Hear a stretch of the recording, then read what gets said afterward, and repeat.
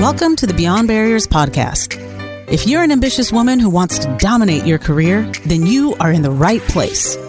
This podcast is co-hosted by Nikki Barua, digital innovator, serial entrepreneur, author, and speaker, and Monica Marquez, ex-Googler, diversity expert, and senior corporate leader. From inspiring stories to cutting-edge strategies, you'll learn how to develop the skill set, mindset, and tool set to get future-ready fast and accelerate your success.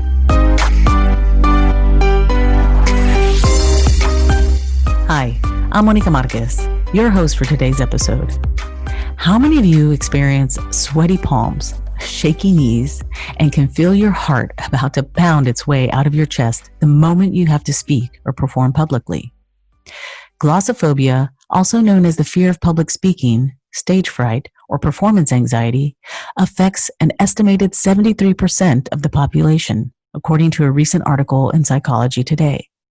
Now, in this day and age, with all of the new technology and the increase in video conference meetings, you have to be prepared to speak to an audience and be camera ready at any given moment, which only increases the anxiety for many people. The good news, however, is that you can learn to control this fear. In this episode, our guest Michele Moreno, a 14-year Hollywood actress and a Stanford graduate, shares her perspective on how any leader can become more confident on camera and build trust and influence virtually anywhere, no matter how overwhelmed or terrified they start out. Michele teaches business leaders secrets from the acting world, where she appeared on hit TV shows such as ABC's Boston Legal, FX's The Shield, and NBC's Parenthood. She's also a contributing author to 2 books by Guy Kawasaki and has appeared on dozens of online shows as a video confidence expert. Michele believes that the most valuable currency online today is people's attention. Learning to capture it on camera is the superpower of the 21st century. So she wants you to lead with authority, confidence, and on-camera style. Visit IamBeyondBarriers.com, where you'll find show notes and links to all the resources referenced in this episode, including the best way to get in touch with Michele. Welcome, Michele. Thank you so much for joining us on the Beyond Barriers podcast. We are thrilled to have you on. And this, for me, is an exciting episode because you have some subject matter expertise that I think is going to be so valuable for our listeners, especially in this virtual age and this new work environment where we're always in front of a camera. And your expertise is about how do you make sure that you are coming across camera and, getting your message across and just, being able to stand up and stand out is an important thing now in this world, this digital age world. So without further ado, tell us a little bit about your story and what you learned along your journey, because I don't think you actually ever set out to be this, expert in the camera, but I loved your story and learning more about you, so I'd love for you to share that with our audience.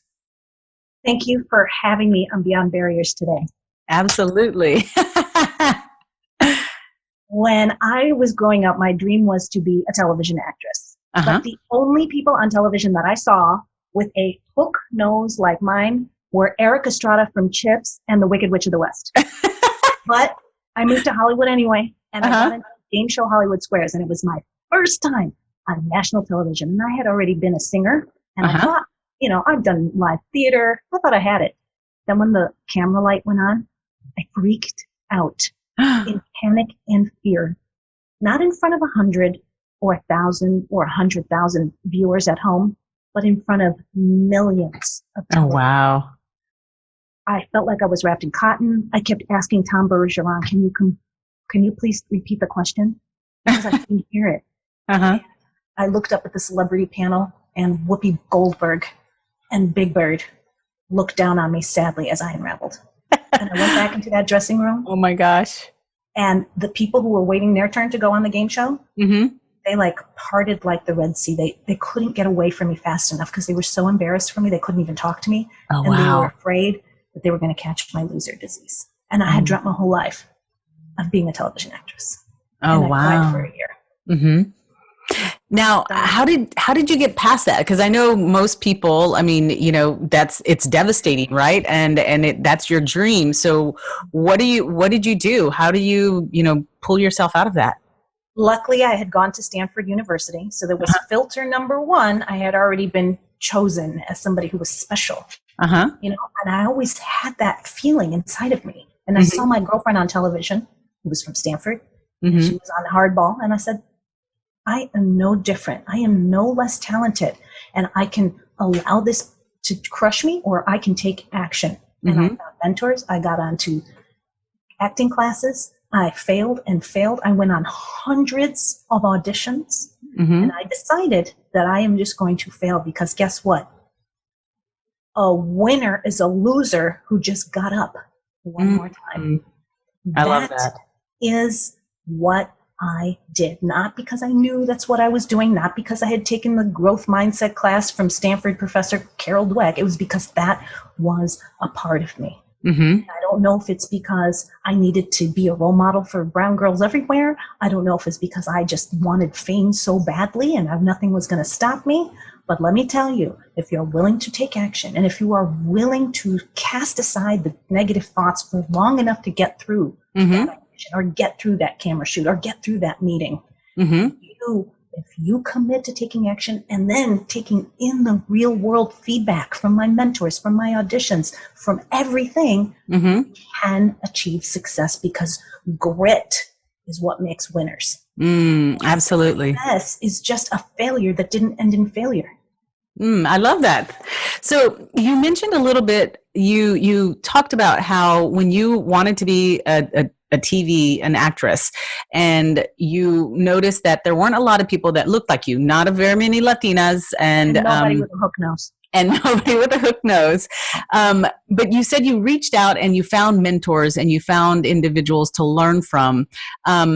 How did you get access to those influential individuals? What is it that you did in order to gain access, to learn from them, and build those relationships?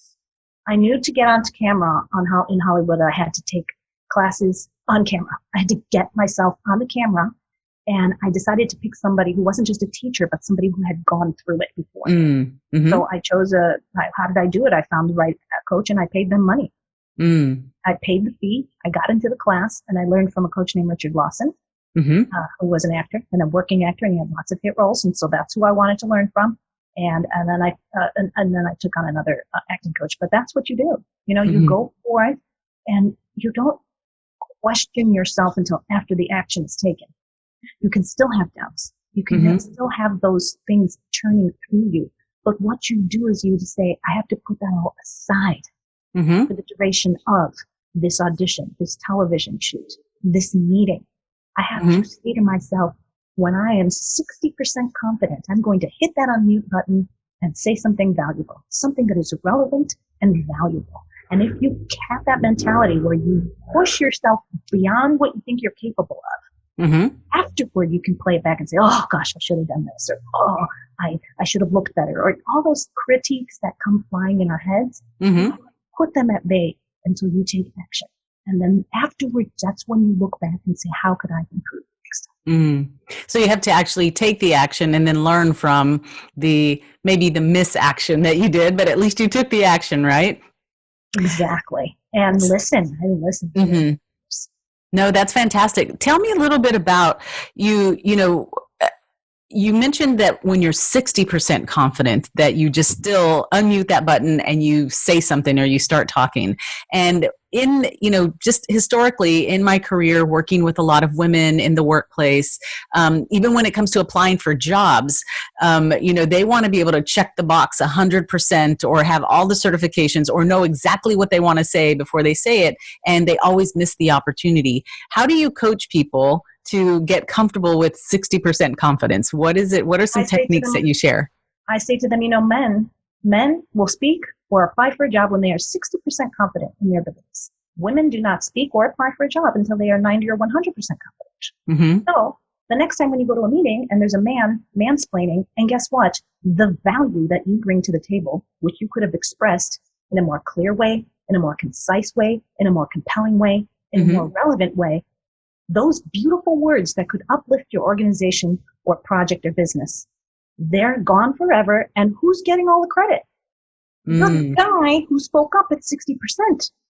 So if you want to continue to allow the competition to slay you, don't raise your hand. If you want to slay your competition and get credit where credit is due, then you speak and you unmute. And when you do, you have to be very clear. You have to be concise, and it has to be relevant. And if you have to explain why what you're saying matters, then explain it. You have to explain what's in it for me. So they are not going to 100% get you. You have to come out with that opening hook. That's what we all do when we make videos for YouTube and for social media. So you have to do that in a meeting, which basically explains to your audience that you're talking to in that meeting, what's in it for me. And then they'll snap to and pay attention. And then you hit them with the value, and then boom, you're done. So let's dig into that a little bit. Like you were saying, you have to be concise, you have to be clear. What are some of the techniques, or how does someone prepare for that, right? Because sometimes in a meeting, if you're not prepared, then you miss the boat, and you don't speak up, or you certainly aren't concise. I mean, I do a lot of confidence building exercises that prepare people for things like going on camera in high pressure situations, sort of clear the stress out of your body. A quick way to do it would be doing something like a physical exercise before you get into a meeting. That will just sort of get the energy out. And then just sort of posture and hold your tension by sitting up very straight, which sort of gives you the inner chemistry of confidence, rolling your shoulders back so that you look more confident. And then if you have that extra nervous energy before you speak, then just, squeeze your shoulder blades and sit up straight. So that's where you're going to hold your attention to make sure that it doesn't come out in your hands or your shaky voice. You breathe, and you start breathing deeply and slowly, because the person with the most relaxed breath is the most confident in the room and the one who is perceived as most confident.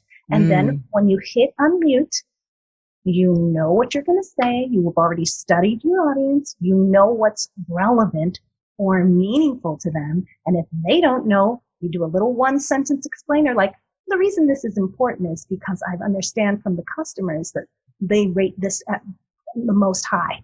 Right. This is the reason that they feel this way. Or some compelling piece of evidence, or even some compelling tiny little mini story that you throw up front that doesn't take longer than 10, 15 seconds to explain why something is relevant if you need to. If not, you go straight for the jugular. You say your point. You say it clearly, concisely, because you have practiced it.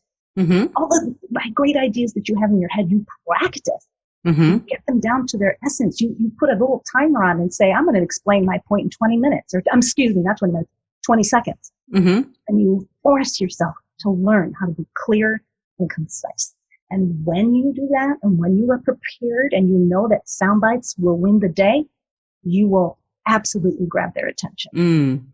I like that. Sound bites will win the day, because it is the sound bites that people walk away with. It's not the long, verbose kind of message that someone took up half the meeting explaining. It's true, but the piece that really does matter is the what's in it for me. You always have to make sure they understand why it's important, or give them the context that will bring meaning to what you say. And what are some of the, I guess, common mistakes that you see individuals do, especially now in this day and age of, now there's so much video out there. It's almost like video is dominating everything. And now video is dominating most business meetings. What are some common mistakes that, people need to think about and avoid?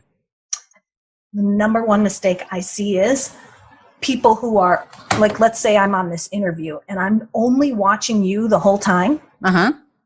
There may be points in the meeting where I have to take in the other person. When it is my turn to talk, I have to locate where that lens is, and I have to speak with my eyes connected to the lens. Because otherwise, if I speak like this, people don't feel that same level of emotional connection. So to make a human, sort of a more emotional connection on camera, you want to relate to the lens. Your eyes connect to that lens as it would in a natural conversation with someone who brings out the best in you. Okay. So I always say you have to turn on the friend at a cafe.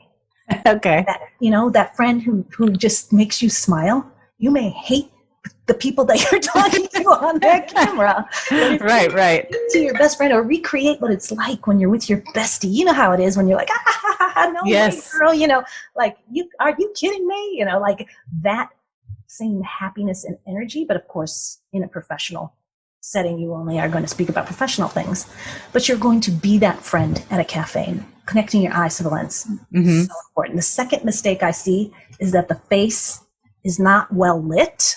So I'm going to turn my lights right here around, mm-hmm. and you can see. Oh, yes. It's not the same. Mm-hmm. Do I come across as professional? Right. Do I look like a video confidence expert? No.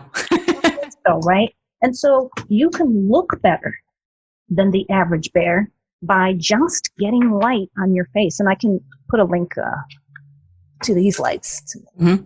if you'd like. But, even just a desk lamp that has a frosted bulb and maybe a dimmer on it. Mm-hmm. The trick. If not, I'll send you a link to these lights. But, or, you can find a ring light on Amazon, or, mm-hmm. What have you. But that's really important, is to have your face well and evenly lit.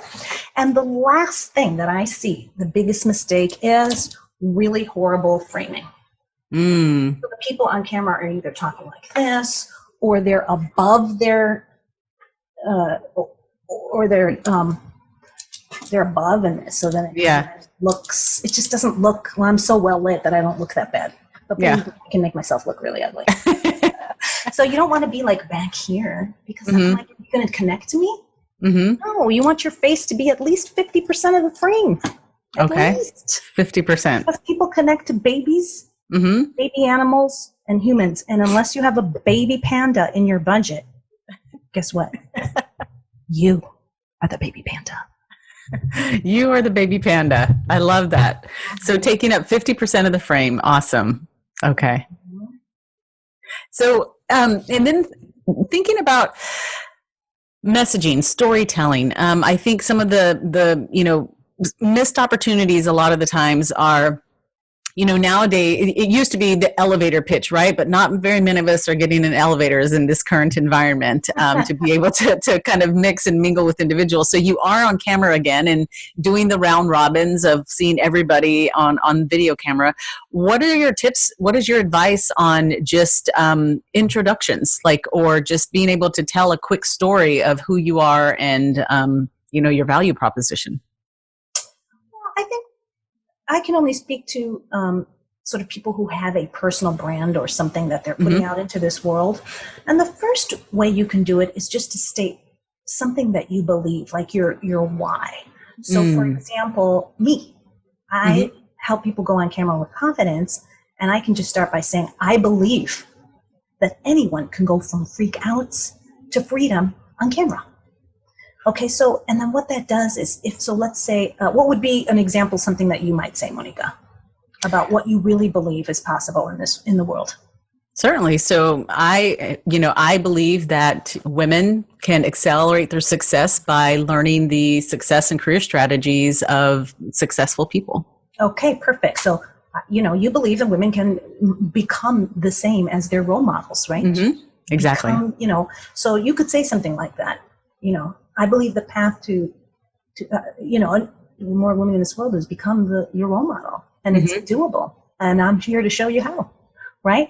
And so right away, that framing your beliefs in mm-hmm. just a sentence, already somebody's going to be drawn to you. Become the same as my role models. I can do that. They just suddenly will have a deeper belief in themselves. Right. So it has a lot of meaning. Mm-hmm. If you state your beliefs in that way. The second way is what I call your connection story. And the connection story would be the same path or story that relates to what you're doing on camera. So for example, let's just say, what would be an example? Give me an example of somebody who needs to tell their story on camera in your world, in the business world. Well, if someone's coming in to do a presentation and maybe it's the first time the client is meeting them, but there's the introductions of, you're the project manager, but you're the one in charge. Why were you picked, in other words, to be the project manager? Okay, so let's say I'm a project manager, and the reason I'm sitting in that chair is because I figured out how to shorten the cycle, let's say, the production from 3 months to a month. Right. That's why I'm sitting there. Right? Mm-hmm. Uh-huh. So first you take, what it is that makes you special. Some people call this your value differentiator. There's many, many names, but whatever it is that's making you special in that moment for that project. So you're not going to tell the story about how when you first started, working as a health coach. Right. That has no relevance, health coach, to this job you're doing now. You have to tell the story that's really going to paint while you're sitting in that specific chair for that specific project, especially if you're somebody who has different roles. Right. Next, you take that value and you put it into a little mini story. And you say it as a mini story. You don't say, I'm here because I cut it down from 3 months to 1, which would already be pretty good, right? But that sounds like an elevator pitch. Right. A story would be, I remember the moment when the boss said, I can't believe this. You got it down to 3 weeks. How did you do it? So that's a story of him sitting in the office in a time and place in the same way that you would tell a story in a movie or on a television show. And by painting it that way, that person gets that feeling of, oh yeah, I remember when I told my other client or my other employee how much I was happy and I took them out for drinks. That's exactly what I said, or that's exactly how I felt. And so people drop their guard when they hear a story, and it really sucks you in. So you really want to paint your results in a way that's just a little mini story in a time and place. That's fantastic. And you mentioned another really important thing where you said, and I think it's important no matter what career you're in, is thinking about your brand and really kind of thinking about yourself, your product, the product or the work that you do as a brand. And so when you are talking to individuals about crafting their brand or kind of even solidifying their brand, what's the advice you tell them in terms of really thinking about themselves as a brand? Well, when I was straight out of Stanford, I wrote for a guy named Tom Peters. I was an assistant editor of his newsletter called On Achieving Excellence. And he wrote an article called The Brand Called You, or something like that. In the early 90s, he was talking about becoming a personal brand as an employee. And he was so far light years beyond his time. And so absolutely, if you're a career person or working for a company, guess what? That company might have some drastic situation like COVID and you're out of a job. So you have to create your brand that moves with you.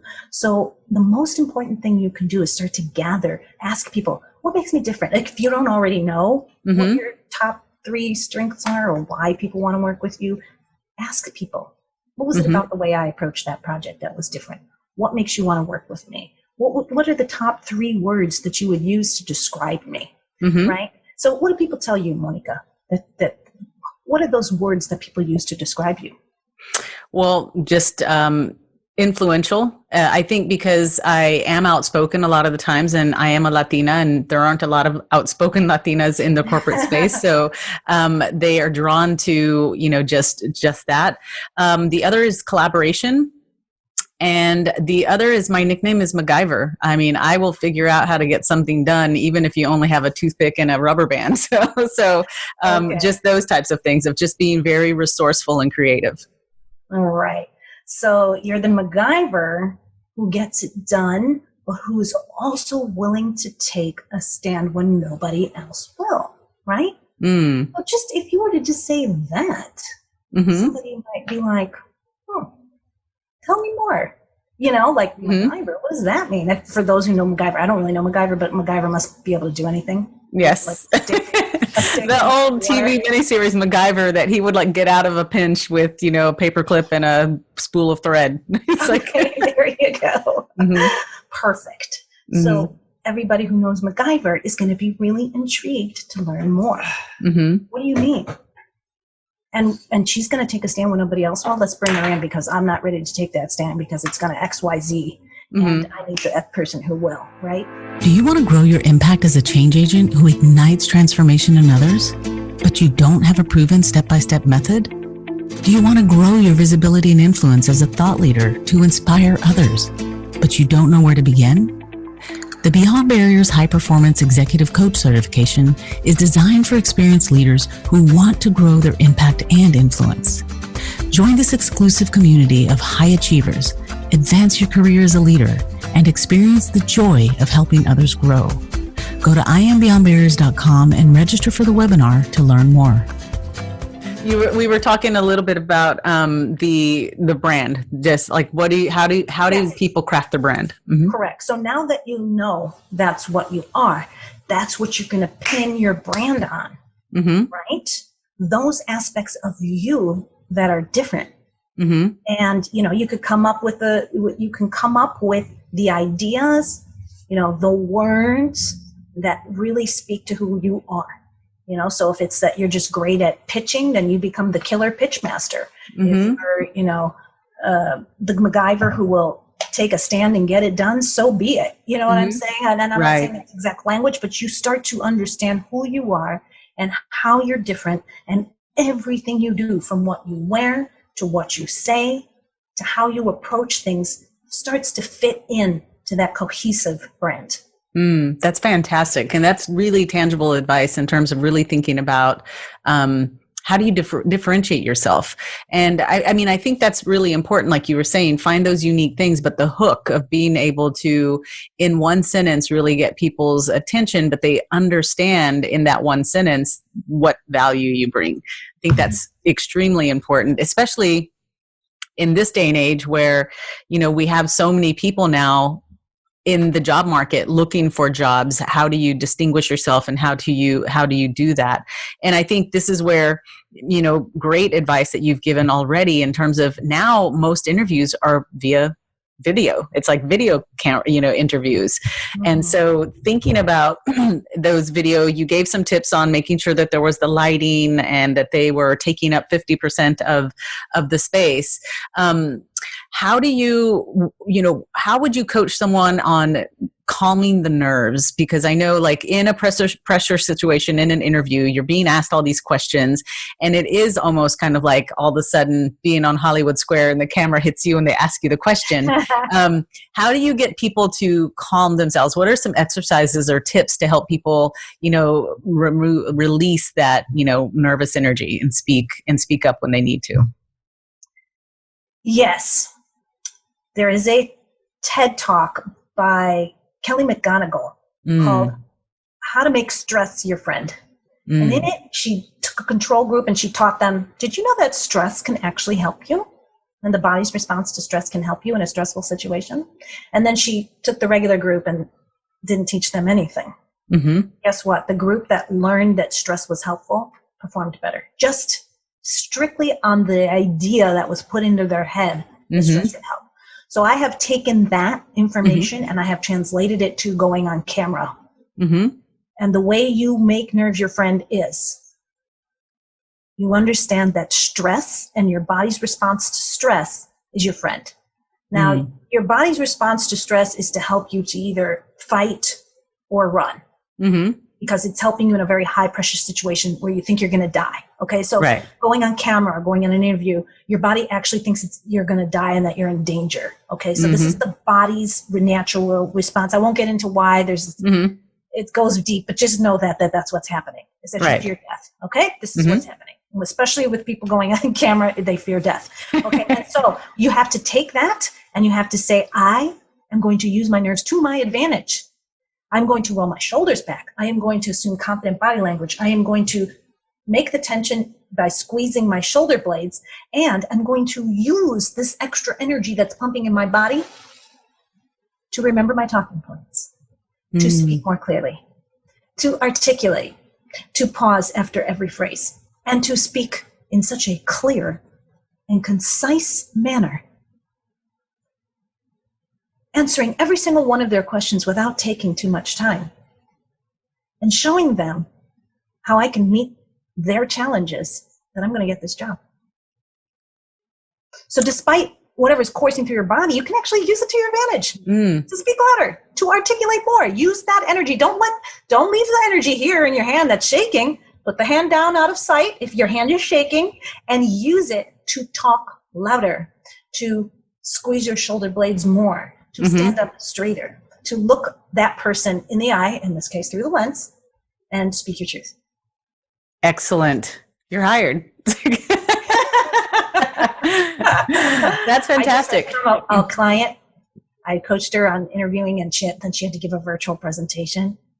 She got the job at a huge global tech company. Latina. Ding, ding, ding. There we go. That's right. Helping brown girls rise.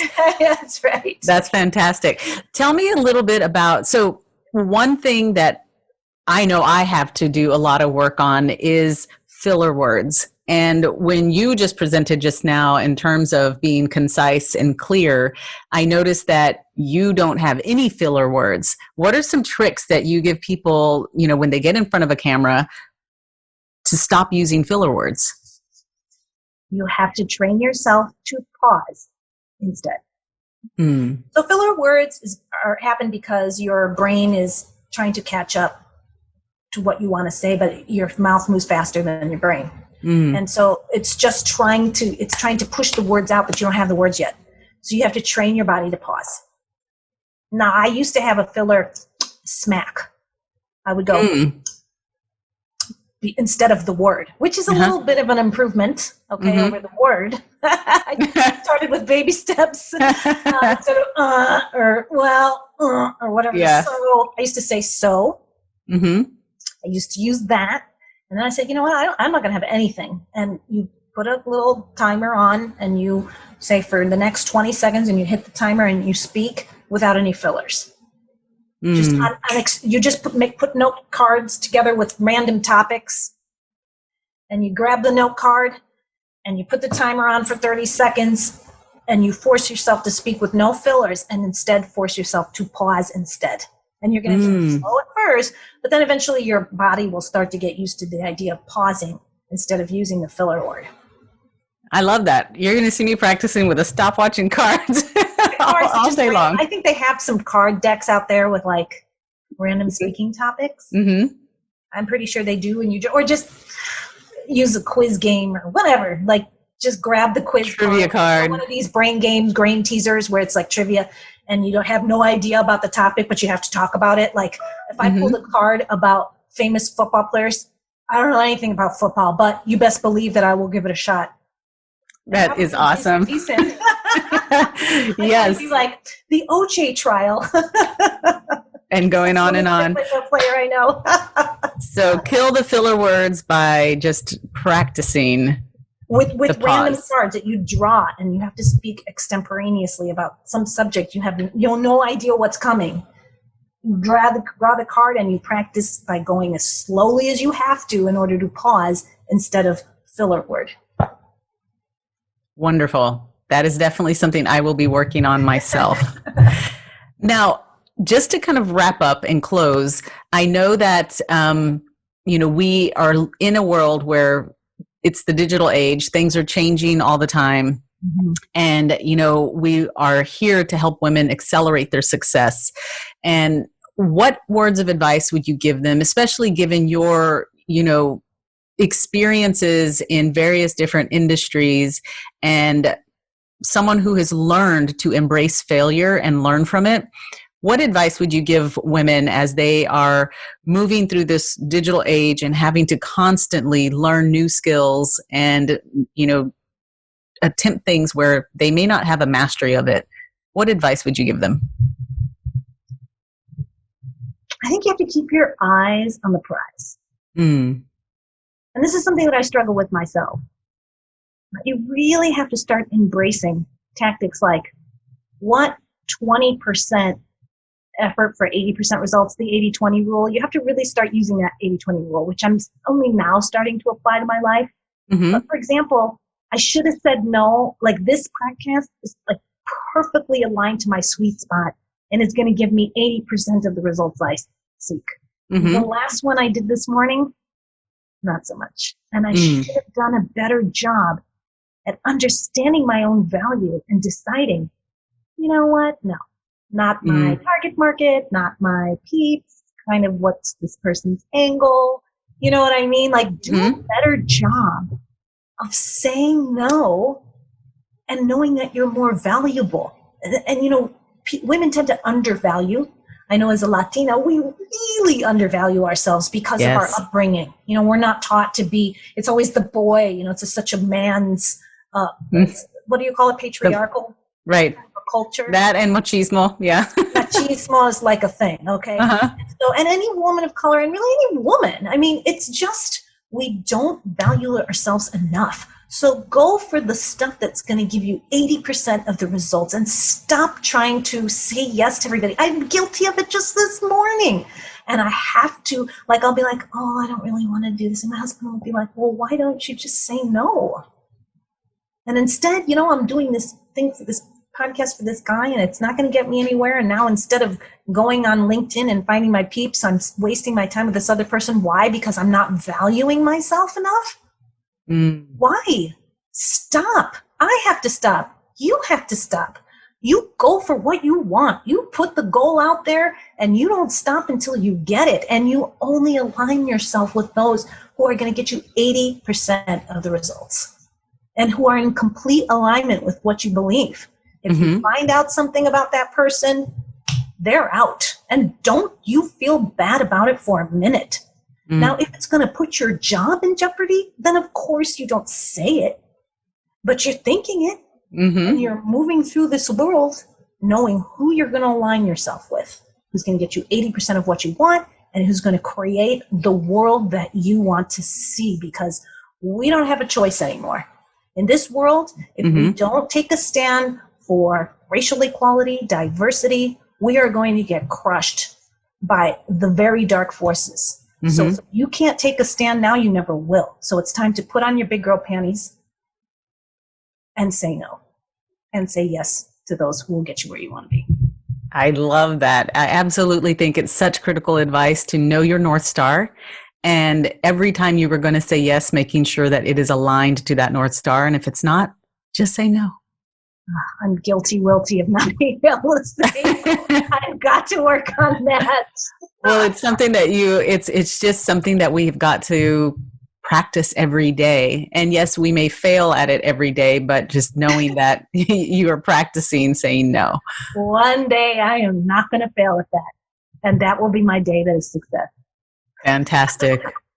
Michele, thank you so much for being on the podcast. And I know that our listeners are going to be thrilled about the tangible takeaways that you've taught them. And I know that they are going to be practicing how to get rid of those filler words, to take up 50% of the camera space, and to be able to hit unmute and speak clearly and concisely.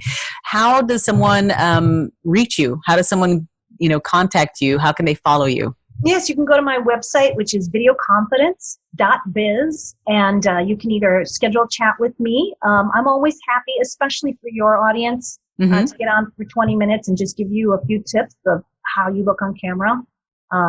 And of course, to find out about my programs, I have a group coaching program. I have one-on-one coaching programs. And did I mention that I ended up going on to television on hit television shows after my So you talked about how you freaked out and you and FYI 4 years to the day that I went onto Hollywood Squares, not the day, but 4 years later, I was on ABC's Boston Legal doing an act on television as an actress with William Shatner. I also did NBC's Parenthood. I ended up on FX's The Shield and many, many, many other roles in things you've never heard of, but I was a working actress. That's a testament to perseverance and not allowing that freak out to end your dream, right? So you learned from the best. And I mean, I've got a rap for you if you want to hear it. If you want to I'd love it. Okay, this is for when you want to make a video or go on camera. It's time to make a video. Put your inner critic in the back seat behind plexiglass so she can't make a peep. She can come along for the ride, but she can't drive. And you cannot listen to her. She can come out when the shoot is over, because there's a time when you need her by your side, and that's the time to watch the replay, because she's a master. She'll tell you faster how to improve. Just ask her. She might drive you cray-cray, but that's okay, because when you tame her, you'll have a hella big digital payday. Okay? Tame your inner critic for the day. Love her, and then send her on her way. Bye bye, bye bye, bye. I love that. That's gonna become a theme song for our Beyond Barriers women. I love it. Thanks for sharing. That is fantastic, Michele. And I cannot wait for our listeners to get a taste of their rap that they're going to sing every time they go before a presentation. Maybe I'll make it a guided audio. There we go. We have to do a little clap dance with it. Fantastic. Well, thanks again. And we will certainly be in touch with you so that you can continue to share your pearls of wisdom with our audience. Absolutely. Thank you, Monica, for having me. Thanks. Thank you for listening to the Beyond Barriers podcast. There are thousands of podcasts out there, and we are so grateful that you've chosen to listen to ours. If you enjoyed the show, please tell a friend about it and subscribe to get new episodes every Monday, Wednesday, and Friday. Visit IamBeyondBarriers.com, where you'll find show notes and links to all resources for each show, including the best way to connect with our guests. See you next episode.